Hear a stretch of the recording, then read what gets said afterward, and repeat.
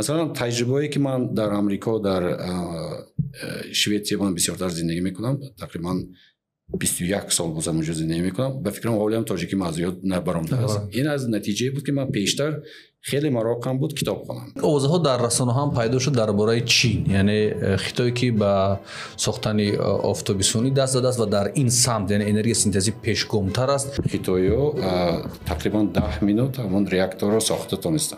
تو همین دستاوردی که خطایو میکردن دستاوردی بهترین 1 سکند 2 سکند 10 سکند اول از میلی سکند سر کرده همینطوری بود. زبان تاجیکی خودم اول یاد گرفتم بود که زبان خارجی رو باید آموزیم.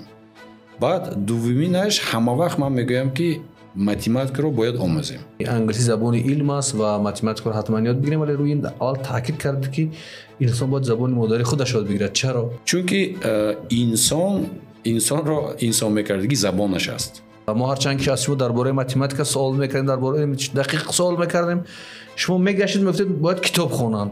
یکی در این باره بیشتر بگید که مردم درک بکنن که واقعا موضوع از چی قرار است. وقتی که ما در متماتیک یا علمای دقیق مسئله ها داده میشود، درک کردن و فهمیدن مسئله الکی نیمه حل مسئله. لیکن این مسئله رو برای درک کردن باید ما مغز سرمو تحلیل کردند. هر کس اختیار تحلیل کردن همین شرط مسئله رو ندارد.